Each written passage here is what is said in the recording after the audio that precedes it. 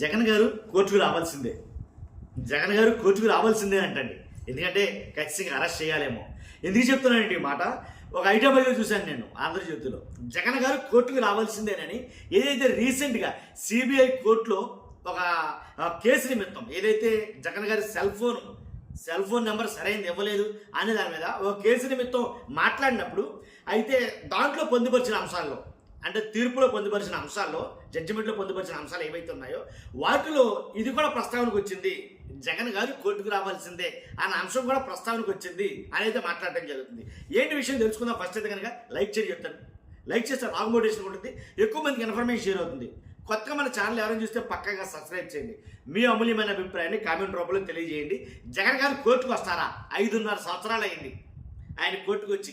కాబట్టి ఏదేమైతేనంటే చట్టం ఉంది కాబట్టి, లాయర్లు వాళ్ళు ఉంటారు కాబట్టి, దాంట్లో ఉండే విధి విధానాలు ఏంటో తెలుసు కాబట్టి కోర్టుకు వెళ్ళాలా వద్దా అనేది జడ్జి గారి ఉత్తర్వుల మీద ఆధారపడి ఉంటుంది కదా, తీర్పు మీద ఆధారపడి ఉంటుంది.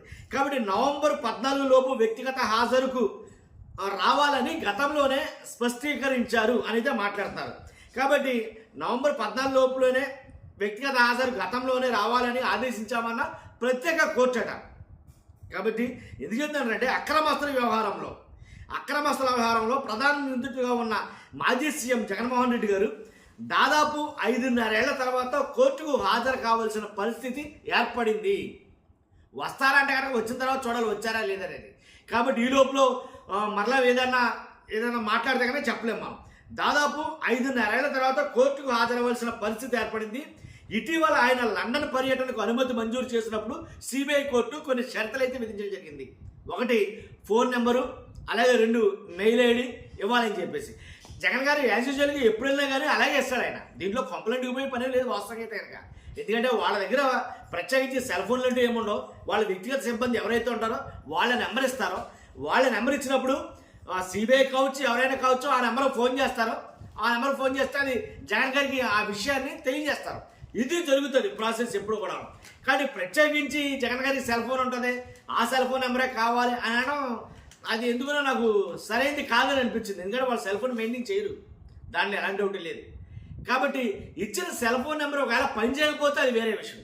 ఏ స్విచ్ ఆఫ్ అను, లేకపోతే నెంబర్ తాత్కాలికంగా పనిచేయట్లేదను అలాంటివి వచ్చినప్పుడు ఆలోచించాలి. వెంటనే ఎప్పుడైతే 3 సార్లు ఫోన్ చేశారో 3 సార్లు వాళ్ళకి ఆ నెంబర్ పనిచేయలేదు, వెంటనే సిబిఐ కోర్టులో మెమో దాఖలు చేశారు. ఏమని?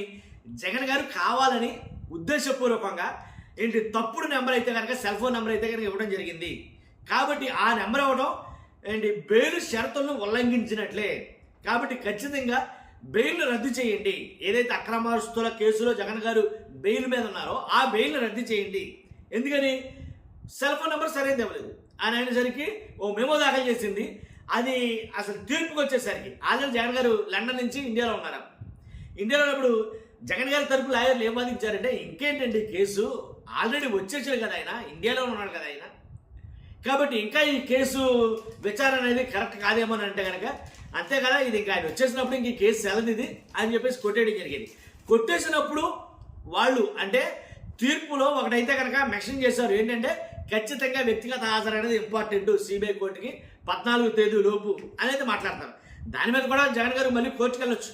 జగన్ గారు నవంబర్ 14 వ్యక్తిగత హాజరు, నాకు వ్యక్తిగత హాజరు మినహాయించమని మళ్ళీ కోర్టుకు వెళ్ళొచ్చు. కోర్టుకు వెళ్తే మళ్ళీ ఆయనకు అనుకూలంగా మళ్ళీ ఉత్తర్వులు రావచ్చు. దాన్ని బట్టి ఇవన్నీ కూడా కోర్టుకు రావాలి అని అనుకునే వాళ్ళు చాలా మంది ఉన్నారు. జగన్ గారు కోర్టుకు రావాలి అనుకునే వాళ్ళు పాపం వాళ్ళ ఆశలపైన నీళ్లు చల్లుతారేమో మళ్ళీని. ఎందుకంటే ఆయన కోర్టుకు రావడం జరగదు. ఎందుకంటే మాజీ ముఖ్యమంత్రి కాబట్టి ఆయనకుండే ఇబ్బందులు సానుకూల దృష్ట్యా, కాబట్టి వ్యక్తిగత హాజరు నుంచి మినహాయించమని మళ్ళీ కోర్టుకు వెళ్ళొచ్చు. అర్థమైంది మీకు? కానీ దాని ద్వారా మళ్ళీ వేరే ఉత్తర్వులు రావచ్చు.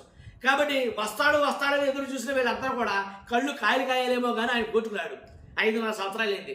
రావాలి అని కొంతమంది అన్నారు, వస్తాడని కొంతమంది అన్నారు. ఇలా ఎవరో ఆలోచనలో వాళ్ళు అన్నారు. కాబట్టి కోర్టు రమ్మన్న వాళ్ళు కొందరైతే కనుక జగన్ అరెస్ట్ చేయాలని వాళ్ళు అనుకునే వాళ్ళు కొంతమంది ఉన్నారు.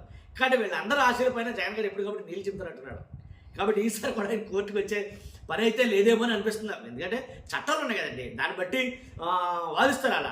ఎందుకంటే ఒక ప్రజాప్రతినిధి కాబట్టి జగన్ గారు అంటే అశేష జనం ఎప్పుడు ఆయన కూడా ఉంటా ఉంటారు. కానీ ఆయన కోర్టుకు వస్తే లేనిపోయిన ఇబ్బందులు తలెత్తొచ్చు, ఈ రకమైనటువంటి వాదన ఏదైనా జరగవచ్చు. కాబట్టి ఒకళ్ళు ఇద్దరు కదా ఆయన పలానా కోర్టుకు వస్తానంటే లక్షల మీద జనం వచ్చేస్తారు. కాబట్టి కోర్టు ప్రాంగణంలో చాలా ఇబ్బందులు గురవుతాయి. కాబట్టి ఇవన్నీ మెన్షన్ చేసి కోర్టుకి రావాలనే దాని మీద వ్యక్తిగత హాజరు నుంచి మినహాయింపునిస్తానేమో మళ్ళీ కోర్టు. కాబట్టి వాళ్ళందరిపై ఆశపడతారు. చూడాలి ఏం జరుగుతుందో. ఫస్ట్ అయితే మీరు లైక్ చేయండి. మీరేమనుకుంటారో కామెంట్ చేయండి. జగన్ గారు కోర్టుకు వస్తారా రారా మీ అభిప్రాయం కామెంట్ రూపంలో తెలియజేయండి. లైక్ చేస్తే నాకు మోటివేషన్ ఉంది, ఎక్కువ మందికి ఇన్ఫర్మేషన్ అవుతుంది. కొత్తగా మన ఛానల్ పక్కాగా సబ్స్క్రైబ్ చేయండి. Thank you very much.